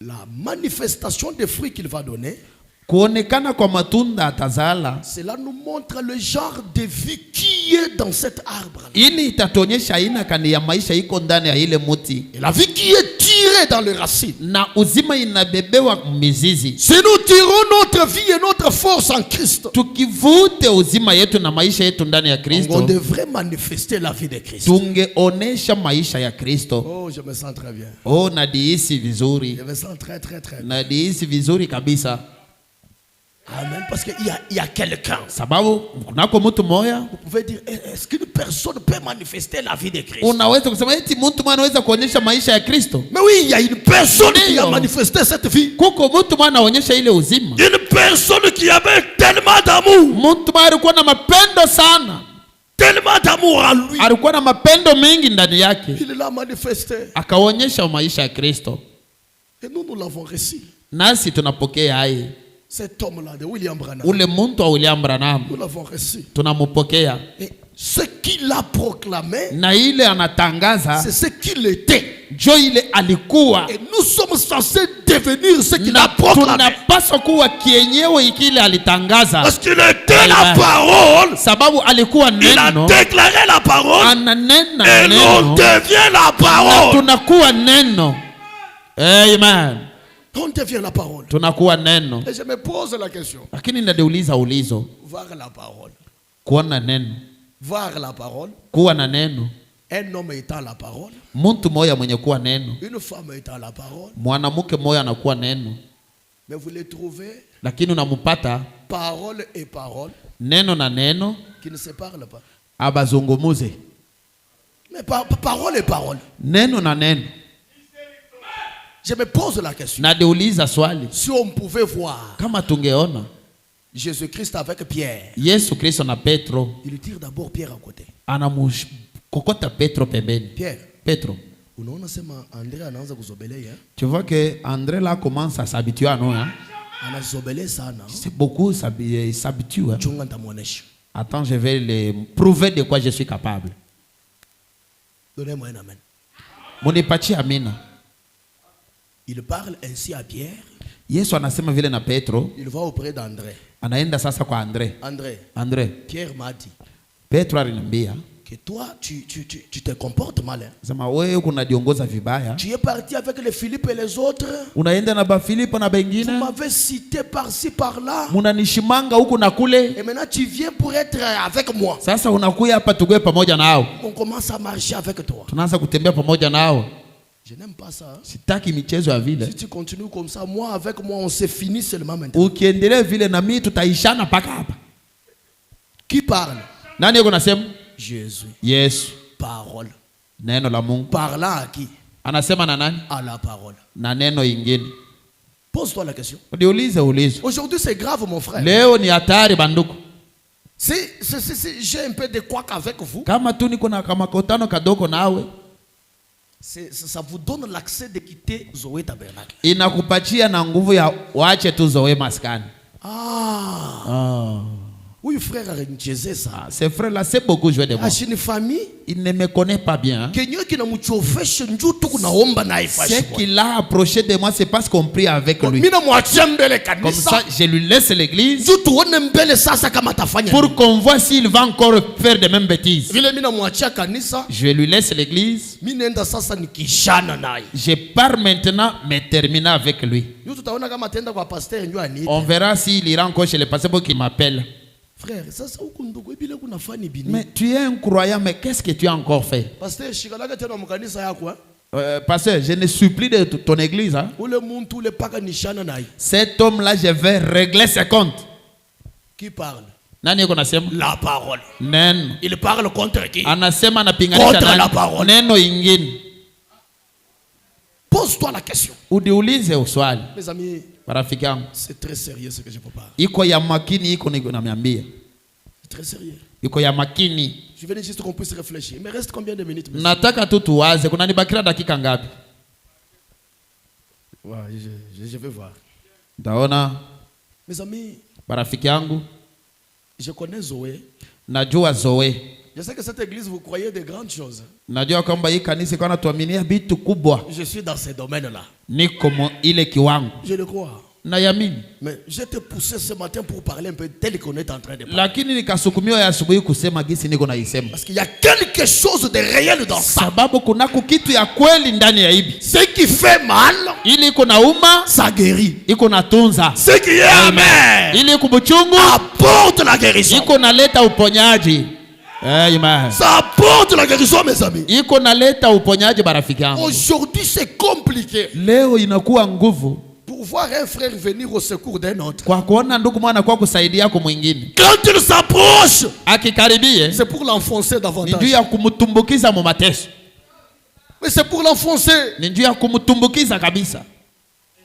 Alors que frère Branham parle, Ingawa ndugu Branham yuko nasema, il dit regardez, anasema angalieni dans le désert, katika jangwa, si on place chaque arbre là-bas, bakiweke kila muti pale vous allez mjangwa, le trouver, il a toujours des épines. utapata muti yote inakuwa na miba. Pourquoi? Kwa nini? Parce que là, dans le désert, Sababu mjangwa il n'y a pas de l'eau. amwikalake mai. Et l'eau est la vie. Mamai ni Et uzima. la vie, c'est la parole. Na uzima ni neno la Mungu. Il dit chaque arbre là-bas, Anasema ile muti quand tu peux t'approcher pour te cacher, ukikaribia ukijua kufichama épine, inakupika muiba. épine, Inakupika muiba. épine. Inakupika muiba. Mais Branham dit, Lakini Branham yuko nasema, prenez cette même arbre, beba ile muti moya moya, amenez-le dans une bonne terre fertile. uilete mubulongo buzuri bwa Vous mboleo. verrez ces épines-là Utaona ile miiba se transformer, inajigeuza, devenir des feuilles tendres. inakuwa majani ya teketeke. Qu'est-ce qu'il faut? Ni nini napaswa? Change seulement de milieu. Badilisha tu fasi huko, Sors du désert toka mujangwa et entre dans une bonne terre. urudie mubulongo bwema. Et je t'annonce la bonne nouvelle ce matin. Na ile njo iliko na La ya bonne asubuhi. terre Bulongo buzuri est rendue fertile unafanywa na par mboleo le sang de Jésus-Christ. kwa damu ya Yesu Et Kristo. le sang de Jésus, Na damu ya Yesu c'est le message du temps de la ni fin. ujumbe wa wakati ya mwisho. Quand tu peux placer ta vie dans le message Ukiweke maisha yako mu ujumbe et devenir une partie de ce na message, unakuwa kipande ya hiyo ujumbe, c'est par là que frère Branham dit, jo pale ndugu yako anasema vous êtes les messagers de ce message. muko baleta ujumbe ya hii ujumbe. Qui me croit? Nani anaweza C'est kuamini? William Branham. Ni William Branham. Nous sommes les messagers de ce Tuko message. baleta ujumbe ya hii ujumbe. Branham a proclamé la parole. Branham anatangaza Et neno, toi aussi tu prends, nawe unabeba ile neno, tu amènes cela à quelqu'un. unaenda kuiletea mtu Ce n'est mwingine. pas ton message, Ni ujumbe, aina ujumbe yako, mais c'est le message provenant de lakini ni quelque part. ujumbe inatokea kwa nabii, Tu deviens aussi messager. nawe unakuwa muleta ujumbe, utakuwa ujumbe. Branham anasema ujumbe na muleta ujumbe ni kitu kimoja. Hapana tu unaweza leta ujumbe, lakini unakuwa moja na ujumbe. Kwa namna yako ya kusema unasema ujumbe, kwa namna yako ya kutembea unasema ujumbe, kwa mwenendo yako inasema ujumbe. Mais c'est grave Lakini aujourd'hui. ni hatari leo, Très grave. hatari kabisa. Oh, je m'approche plus près de mon frère Oh, nakaribia tu ndugu yangu, pour qu'il puisse me consoler. maana anifariji. Au lieu qu'il me console, Bali ya kunifariji il me pique. ananipika miiba, Il me pique. ananitwanga miiba. Oui, tu m'as trouvé que je suis en train de descendre dans une fosse. Unanipata niko mkushuka Mais munshimo. au lieu de me tenir à la main Pahali ya kunibeba na kunitosha et de me faire sortir, na kusaidia ndugu yangu kutoka, tu me plonges. huko nanisukuma kuingia ndani kabisa. Pourquoi? Kwa nini? Pourquoi? Kwa nini? Pose-toi la question. Udiulize swali. Est-ce réellement sommes-nous des chrétiens? Eti kweli kweli tuko ba Kristo? Est-ce la vie de Christ est-il à nous? Eti uzima ya Kristo iko ndani yetu? Vit-on d'après la parole? Tuishi kufuatana na neno? Est-ce qu'on vit d'après la parole? Eti tuko naishi kufuatana na neno? Pose-toi la question, mon frère. Udiulize swali ndugu yangu. Peut-être au travail, tu travailles avec un frère. Saa zingine kukazi uko natumika na ndugu. Ce sont des cas que j'ai eu à traverser. Ni mambo ile inapitia Et j'ai expérimenté ça. na naionja. Vous travaillez avec un frère. Unatumika na ndugu moya, Il dit, anasema tunafanya cop. Cop On il a- est à chaque kuiba on a fait une coupe. Cette coupe là, il a déjà volé au travail. kukazi. Sasa unaona ule kuna kuya ule. Tu vois, celui qui vient là, C'est lui qui le montre là, c'est son frère. ule kunaonyesha ni ndugu yake. Avec qui il mange la même parole. Ule kunakula naye neno moya moya. Tu vois, c'est lui qui vient là. Unaona ule kunakuya. S'il voit ça, Akione hii, il ne va pas accepter que nous puissions vendre ça. hata itika tujishe hiki kitu. Cachons-les. Tumufiche ekyo. Cachons-les. Tumufiche ekyo. Qui m'a compris? Nani ananielewa? Il part auprès du chef. Anaenda kwa mkubwa wa kazi. Comme il connaît que le frère est au travail avec lui, Vile anajua kwamba ndugu yuko naye kwa kazi à chaque moja. fois qu'il veut faire des manigances, Kila mara akipende kuiba, celui-là lui ramène avec la parole. yule anamrudishaka na neno la Mungu. Wewe uko pasteur fashi yote. Sema toi tu es pasteur partout. Wewe mambo kwa mkanisa, umu ni mkanisa. Toi tes affaires de l'église tu les amènes même à l'église. Ça ce n'est pas l'église, c'est au boulot ici. Kukaji unaanza kuona mambo Au masauti. boulot tu commences à amener la parole de Dieu. Chunga bile bintu wako pale utenda kanisa. Garde tes histoires quand tu seras à l'église. Quand il voit que ça lui dépasse, Akiona kwamba binamupitia, il va voir le patron. jo anaenda kuona mkubwa wa kazi. Umwandame. Fukuza ule bwana ule kazi. Eko nafanya biote ndio kaji shendele. Et il fait tout pour que ce travail n'avance pas. Qui? Nani mwenyewe? La parole. Neno. Parlant de la parole. Anashtaki neno ingine. Umwandame. Chasse-le du boulot. Mais à la fin, nous sommes des chrétiens. Bando tuko ba Kristo. Nous sommes des chrétiens. Tuko ba Kristo. Oh, réfléchissons sur ça. Ah, tuwaze pa ile manjia. Et les autres aujourd'hui, Na bengine leo ils pensent qu'être chrétien, c'est avoir la puissance d'accomplir les miracles. banazania kwamba kuwa Mkristo ni kuwa na nguvu ya kutimiza Donc, miujiza. comme je prie pour les malades, ils sont Okisi guéris. naombea bagonjwa banatunziwa. Je suis chrétien. Niko Mkristo.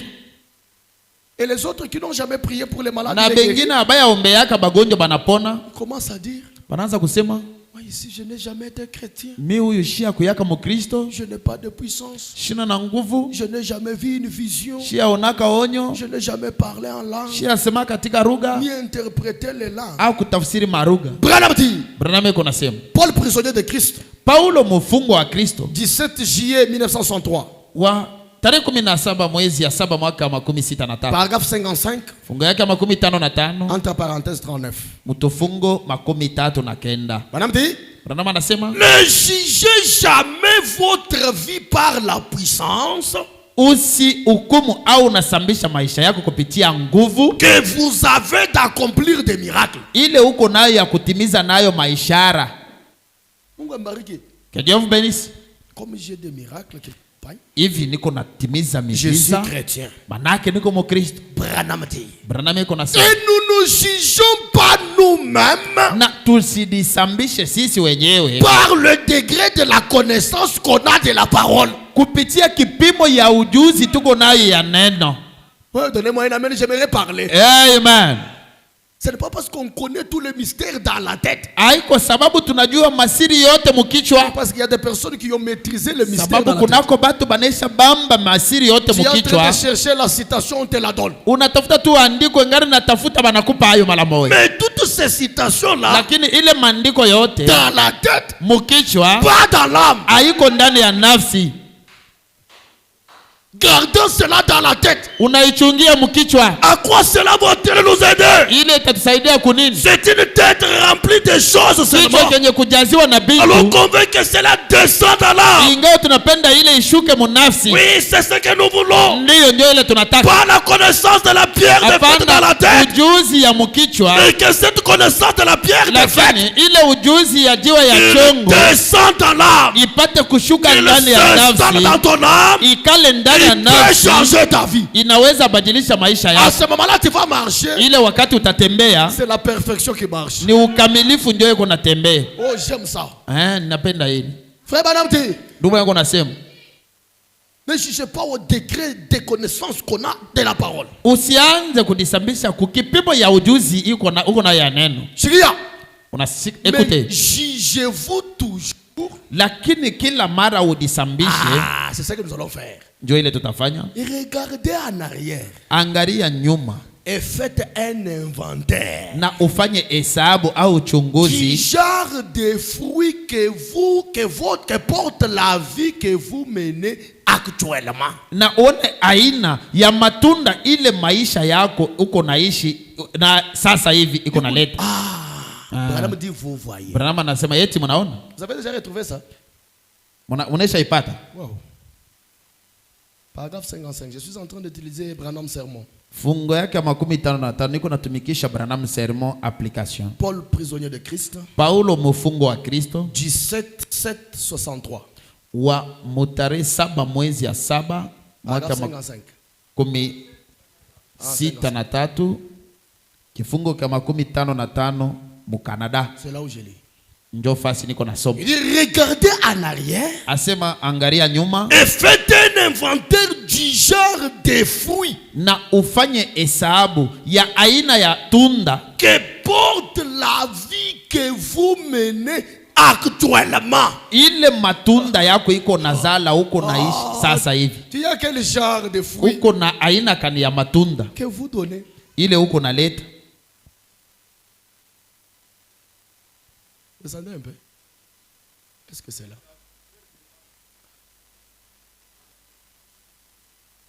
Allez sur 39. Wende 39. Voilà, c'est ça. Ndiyo Joel.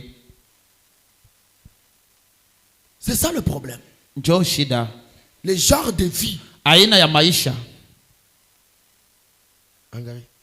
Regarde, Unaona sema tu vois que umu munyumba unaanza kunizobeleza.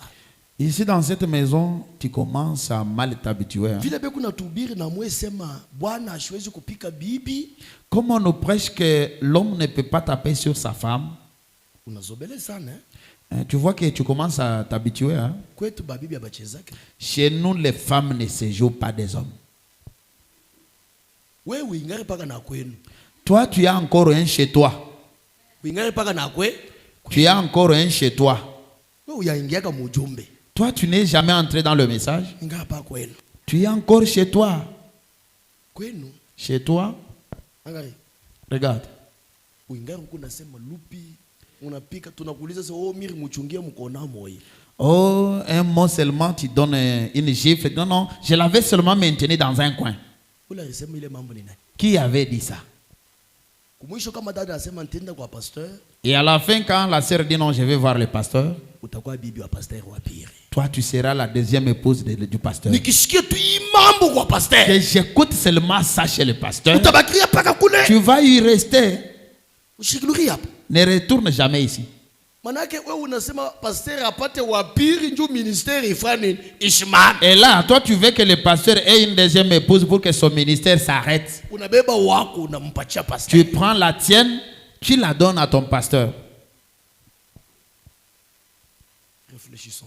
Toise.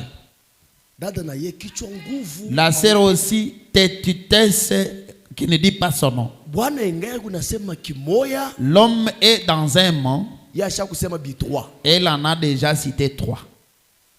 Sema ajibu tena banalurisha B3 bingine. Que la sœur réponde seulement, on ajoute encore 3 autres mots. Kama kuna nguvu nipike. Si tu es fort, tape-moi. Huku mwanaume. Est-ce que tu es un homme? Kama huku tu mwanaume. Si tu es seulement un homme né de ta mère, Parce qu'elle sait que la parole de Dieu lui interdit de la taper. Celui-ci dit donc moi, je ne suis pas un homme. Comme ça, je vais lui prouver. Qui? Nani? Jésus la parole. Yesu neno. Frappant Jésus la parole. Anapiga Yesu neno mwingine. Que Dieu vous bénisse richement. C'est très sérieux, nous réfléchissons. Iko ya makini tuko na wazi. Réfléchissons sur nos vies. Tuko na waza pa maisha yetu.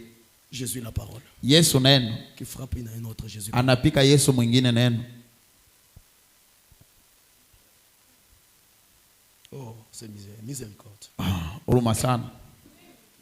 Regardez en arrière et faites un inventaire du genre de fruits. Angalia nyuma na ufanye hesabu ya aina ya matunda. Pas du genre de la connaissance. Ile uko na pas du genre de la puissance. Hapana aina ya nguvu. Mais du genre de fruits. Lakini aina ya matunda. Que porte la vie que vous menez actuellement. Ile maisha yako uko naishi sasa hivi uko nazala. J'aime ça. Naipenda. Votre vie est une digne de l'évangile.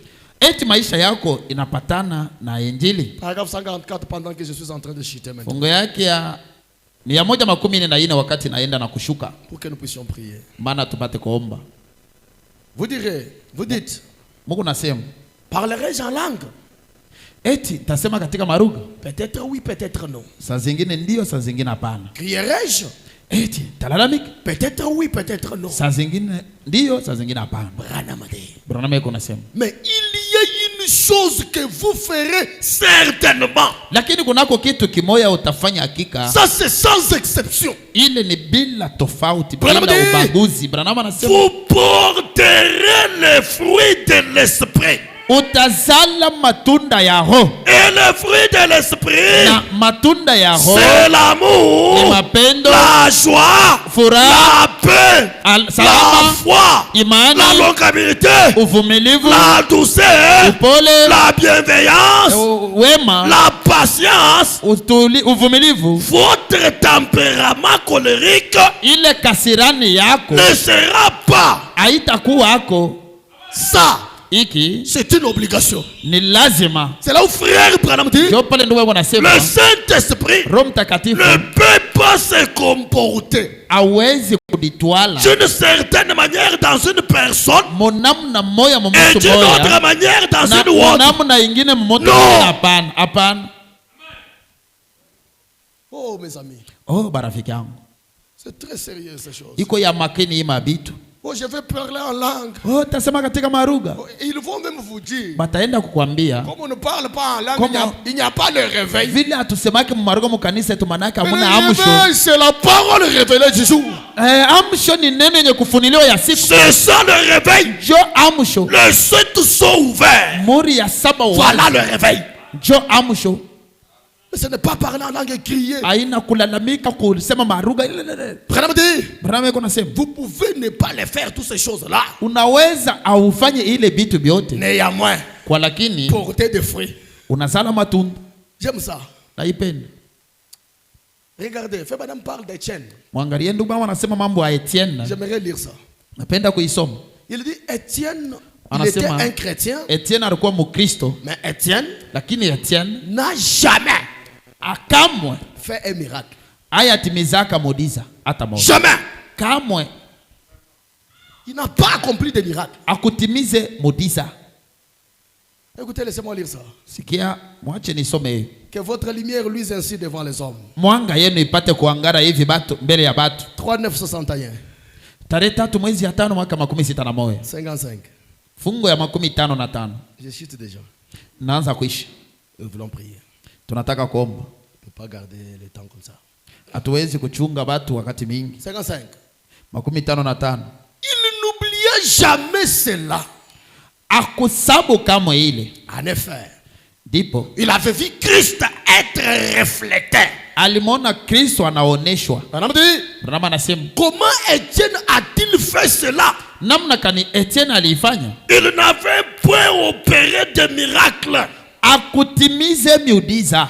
Quoiqu'il sait que Christ était celui qui opérait des miracles. Hata vile alijua ya kwamba Kristo ndio mwenye alikuwa anatimiza miujiza. Étienne croyait au miracle. Etienne alikuwa anaaminia miujiza, Mais il ne l'avait pas fait. lakini alikuwa Il hayaitimiza. était conscient Alikuwa na dhamiri, de toutes ses puissances et de tout. alijua manguvu yote na bile biote. Mais qu'a-t-il fait? Lakini Etienne alifanya nini? Il présenta simplement sa vie Akaonyesha tu maisha yake de telle façon qu'on a vu que monamna kwamba baliona sema c'était la puissance de Christ. ilikuwa uwezo ya Kristo. Les gens ont vu la puissance de Christ dans la vie de Bantu bakaona uwezo ya Kristo maisha ya Etienne, pas par les manifestations de guérison et autres. hapana kupitia matimizo ya matunzo na bingine. Mon Branham dit Amen. Branham wangu anasema amina. Branham dit, Anasema vous pouvez n'avoir jamais vu une vision. saa zingine unaweza kuwa au yaonaka ono moya. Vous pouvez n'avoir jamais imposé les mains aux malades. Saa zingine au yawekeaka kumgonjwa mkono. Ni senti la puissance du Dieu Tout-Puissant ramener le squelette d'un homme à la vie. Au yaonaka uwezo ya Mungu inarudisha bifupa vya muntu, anarudia muntu mzima. Il se peut que vous ne l'ayez jamais vu se tenir là. Inaonekana kwamba huyu monaka anasimama pale en haut dans les 3 ou 4 arcs-en-ciel. Unamwona pale juu mpinga mvula 3 au 4. Il se peut que vous n'ayez jamais vu son visage. Inaonekana kwamba mwenyewe au yaonaka uso yake. Oh, mais je sais qu'aujourd'hui, lakini najua kwamba leo nous avons vu le visage de Dieu. tunaona uso ya Mungu. Ce n'est pas le Dieu voilé. Ana Mungu mwenye Il kufunikwa. est dévoilé devant nous. Ni Mungu mwenye kufunuliwa mbele yetu. Na Branham yuko namuita le Dieu puissant, Mungu wa uwezo dévoilé mwenye kufunuliwa mbele yetu. Nous l'avons vu. Si yeye tunamwona. Nous avons vu son visage. Tunaona uso wake. Branham anasema il se peut que vous n'ayez jamais entendu sa voix. Saa zingine au yasikiaka sauti yake. Nous avons entendu sa voix. Yeye tunasikia sauti yake leo. La voix de Dieu a parlé. Sauti ya Mungu inasema. Et il peut parler même dans ton cœur. Anaweza kusema moyoni mwako hii. Pour te dire que cette voix-là que tu as pris kwamba ile sauti unasikia pas la voix de la parole. Haina sauti ya neno. Oui, j'aime ça. Ndio naipenda. Ndugu yangu nasema néanmoins, lakini vous pouvez cependant être un panneau publicitaire. Unaweza kuwa kibao ya matangazo manifestant Jésus-Christ. Unaonyesha Yesu Kristo par une vie très pure. Kupitia maisha safi sana. Non adultéré avec le monde. Hapana maisha ya usharati na dunia. Ndio. La purification par la parole. Usafi kwa neno. Où la parole n'est pas associée avec les dogmes et autres choses. Kwenye neno haina yenye kuchangiwa na matuamini na madesturi. Nous avons reçu cet exemple là. Tunapokea ile mfano. C'est William Branham. Ni William Branham.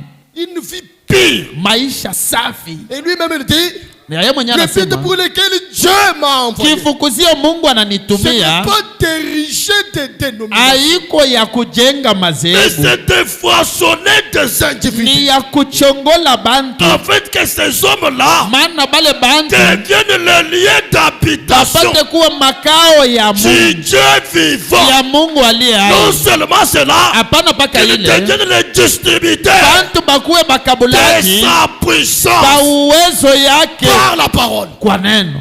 Amen. Oui, j'aime ça. Ndio naipenda. Oui, laissez-moi te dire une chose. Ndio niache nikwambie kitu moja. On ne peut pas devenir distributeur. Hatuwezi kuwa mkabulaji sans recevoir cela de quelque part. Bila kuipokea kutoka fasi moja. Ici, manake hapa c'est la plénitude du ciel. Ni utele ya mbingu. Le ciel s'est déversé ici. Mbingu inadimwanga hapa. Et ici, na kutoka hapa il y a une cabine de dispatching. Kuko chumba moja ya kukabula. Il commence à dispatcher. Inaanza kukabula la totalité de ça ici. Utele il prend la moitié. Anabeba kisehemu. Prends.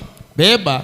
Prends. Beba. Prends. Beba. Prends. Beba. Et tu deviens plénitude. Na wewe unakuwa utele. Par ta capacité. Kwa uwezo kipimo yako. Amen. Là-bas. Pale. C'est la plénitude. Ni utele wote. En moi. Ndani yangu. C'est la plénitude. Ni utele. Mais par ma quantité. Lakini kwa kipimo yangu là-bas c'est le ciel tout entier. Kule ni mbingo yote. Peut-être moi je peux être une petite Saa aiguille. zingine mimi naweza kuwa kashindano kamoya. Toi tu peux être peut-être un gobelet. Wewe unaweza kuwa nkopo. Il y a les autres qui sont des océans. Kuko bengine ni mutoni kubwa. Et il y a moi ils sont des planétés. Lakini beko na mahoteli. Par leur quantité de recevoir. Kupitia wengi yao ya kupokea. Et là-bas. Lakini pale. C'est la fontaine de dispatch. Chemchemu ile kuna kabula. Le ciel descend là. Mungu inashukia pale. La pleine vie qui transforme. Maisha mzima kuna badilisha. L'exemple du christianisme même. Mfano ya Bukristo mwenyewe. Est taillé là. Iko pale. Est façonné là. Inachongolewa pale.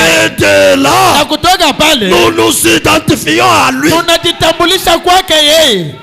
Amen. Parce qu'il prend la partie de la vie. Sababu yuko nabeba kipande ya uzima anakupa. Il nous donne. Anatupa. Et quand tu parles, na wakati uko nasema, celui-ci c'est un branamiste. Tu marches, on regarde. Kwa namna yake ya kuangalia. Branham. Banaangalia dada asema Branham huyu. Tu parles. Unasema Branham. Branham. On te regarde seulement comme ça. Banakuangalia tu kwa macho hivi. Branham. Huyu ni Branham. Quoi? Nini? Une transfusion de vie. Asema banakutambukizia uzima. Oh, j'aime ça. Ndio naipenda. J'aime. Naipenda. Laissez-moi finir cette écriture et je termine mes amis.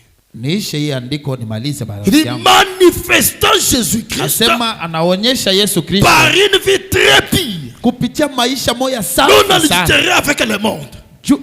Kuachana na dunia. Sans vous soucier des choses sales. Bila kuangaikia bitu ya buchafu qui vous entoure dans la vie. Bila biko na kuzunguluka mu maisha. Mais d'une chose pire. Lakini unaangaikia kitu moya safi. Parce que Dieu est dans votre cœur. Sababu Mungu yako moyoni mwako. Pour vous pousser. Kwa kukusukuma. Avoir faim et soif d'être comme lui. Kuwa na njala na amu ya kuwa sawa yeye. Est-ce que c'est le désir de ton cœur ce matin? Eti ni nia ya moyo yako ya asubuhi. Veux-tu t'améliorer encore plus davantage? Eti unataka kujitengeneza tena sana? Veux-tu réellement devenir chrétien davantage? Eti unataka kuwa Mkristo? Veux-tu que ta vie puisse réfléchir la vie de Christ? Unataka kwamba maisha yako ipate kuonyesha Kristo? Wanaweza kutupatia mwimbo pendant qu'on se tient debout. Wakati tunasimama wima. Il est capable de le faire. Eko na uwezo wa kufanya. Il est le même Dieu. Eko Mungu moya moya. Il n'a jamais failli. Haya shindwa. Il peut le faire ce matin. Anaweza kuifanya ya asubuhi. Il a fait l'inventaire de ta vie. Unafanya uchunguzi ya maisha yako. Je fais l'inventaire de la mienne. Na mimi nafanya machunguzi yangu. Arrêtons-nous maintenant. Twendeni sasa. On a réfléchi. Tuwaze. Prions maintenant. Tuombe sasa. Dis à Dieu, Seigneur, aide-moi. Mwambie Bwana. Je n'ai pas été à la hauteur. Sikueneye. Aide-moi. Unisaidie. Il est capable de vous aider. Eko na uwezo wa kusaidia. Dieu bénisse. Mungu amibariki.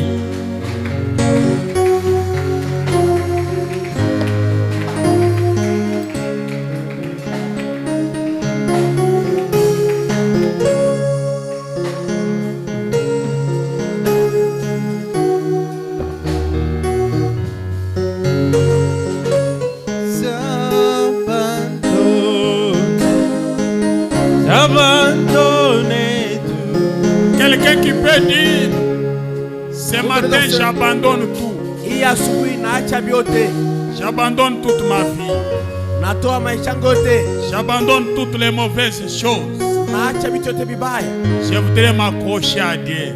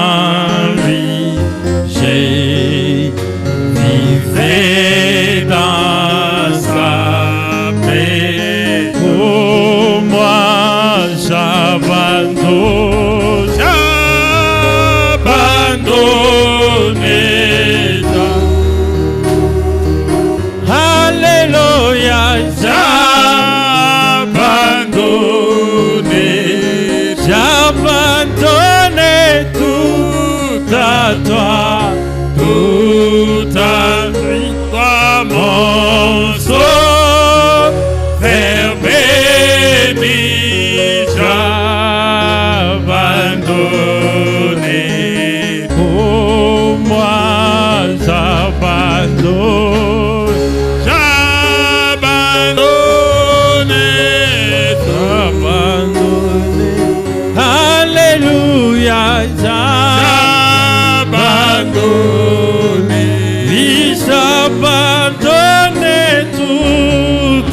toi, tout à toi, mon sauveur béni, j'abandonné.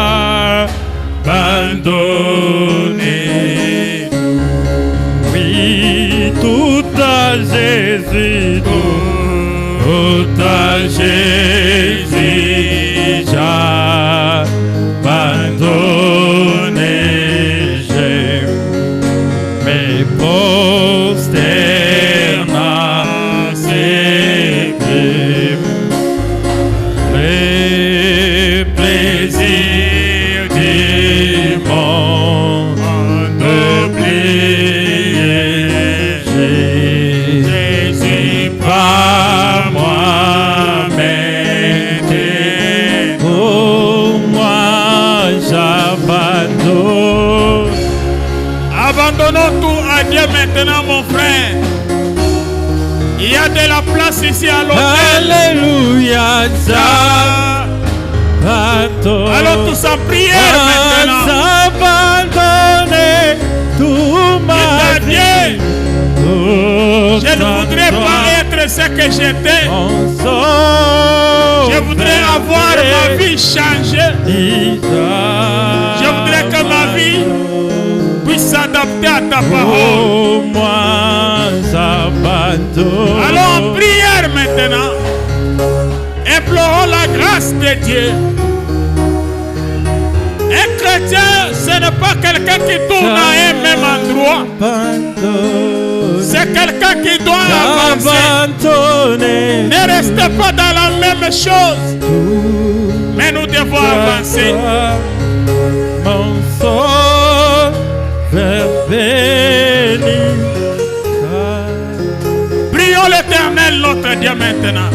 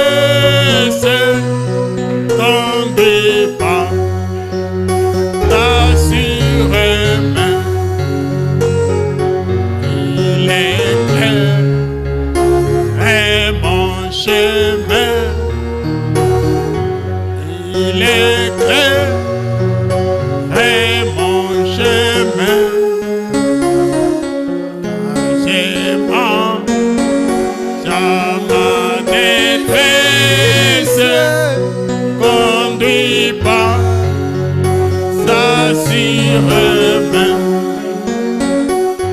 Jésus-Christ me sanctifie au divin s'est attaché. J'ai trouvé à toi la vie qui m'a franchi du péché. À toi j'ai attaché. Oh, à toi j'ai attaché.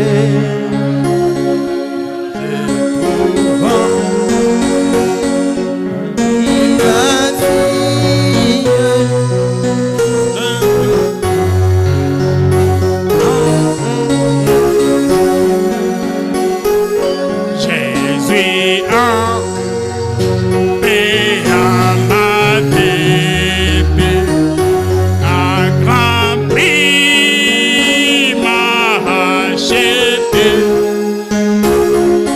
Et déjà ma place est prête vers lui pour l'éternité. Jésus dit, m'a acheté. Jésus dit, m'a acheté. Et déjà,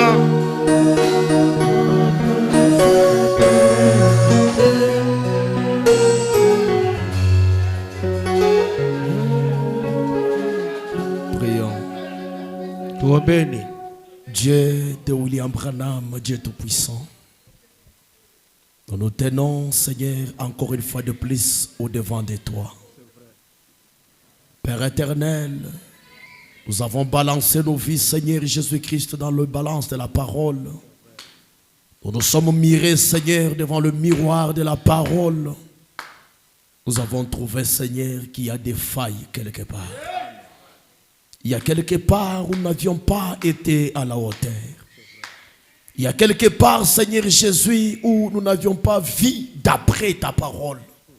Seigneur, nous venons vers toi. Tu as dit, Seigneur Jésus-Christ, que tu ne rejettes pas celui qui vient à toi. Et ta sainte parole nous dit, si vos péchés sont rouges comme la crimosée, mon sang les fera blanchir plus que la laine. William Branham, mon prophète, me dit que ton sang est un détergent puissant. Il peut laver, purifier, perdre et faire disparaître chaque tache de culpabilité. Nous le croyons que tu peux le faire. Seigneur Jésus, nous plongeons nos vies dans le décolorant qui est cette parole du jour. Afin que tu nous laves, Seigneur notre Maître.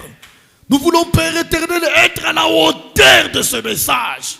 Père, laisse-nous être des lumières, Père Dieu de William Branham, qui peuvent éclairer ce monde. Laisse-nous être salés, Seigneur Jésus, afin que notre vie puisse être un témoignage pour les gens de ce monde. Oui, c'est vrai, Seigneur Jésus. Il nous a été dit par la parole que tu n'as pas d'autre main que nos mains. Tu n'as pas d'autre corps que nos corps. Père éternel, permets que toi tu nous purifies ce matin. Permets que toi tu nous laves ce matin. Afin que nous soyons purs, Père éternel, prêts, Père Dieu Tout-Puissant, à être une partie de toi-même. Nous les croyons que tu le feras. Console mon frère, console ma soeur. Je sais en tant que des hommes, ces choses sont difficiles. Tant que nous sommes soumis dans cette vase de terre. Mais nous te demandons, Seigneur Jésus, d'être toujours cette petite douce voix qui chuchote, Seigneur, dans notre âme. Dans chaque cœur, Père éternel. Afin que nous puissions, Père éternel, être conscients de ta présence permanente à côté de nous chaque fois. Oui, Seigneur Jésus-Christ, notre Maître. Bénis cette parole dans nos âmes. Fortifie mon frère, fortifie ma soeur sur ce chemin chrétien. Laisse-nous, Seigneur, notre Maître, te dire merci. Merci pour ton amour. Merci pour ta grâce. Merci pour ta toute-puissance. Père, s'il y a les malades parmi nous, tu as dit dans ta parole qui n'a jamais failli. Je vous ai envoyé ma parole et ma parole vous a guéri. Nous croyons, Père éternel, que la parole renferme chaque chose que nous avons besoin. Permets qu'au travers de cette parole, que chaque besoin puisse être exaucé ce matin, Père. Donne-le, Seigneur, le désir de leur cœur. Bénis cette assemblée, Jésus. Tout cela, nous te l'abandonnons entre tes mains. Au nom de Jésus-Christ, nous t'avons ainsi prié. Amen. Amen.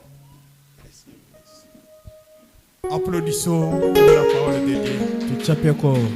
Le vendredi, appelez tout le monde qui vient écouter, c'était merveilleux.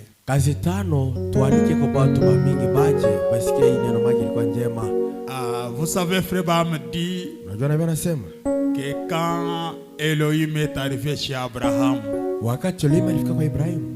quand il est arrivé, après avoir manifesté son signe, Abraham dit il avait maintenant un message à donner à Abraham. Et le prophète dit, vous savez son message, c'était comment vivre, comment agir, comment se comporter, comment faire les choses. C'est ça le message d'Elohim à Abraham. C'était merveilleux. Vendredi, venons à temps. Et puis nous allons sortir encore à temps. Jusqu'au vendredi, nous irons dans la paix du Seigneur.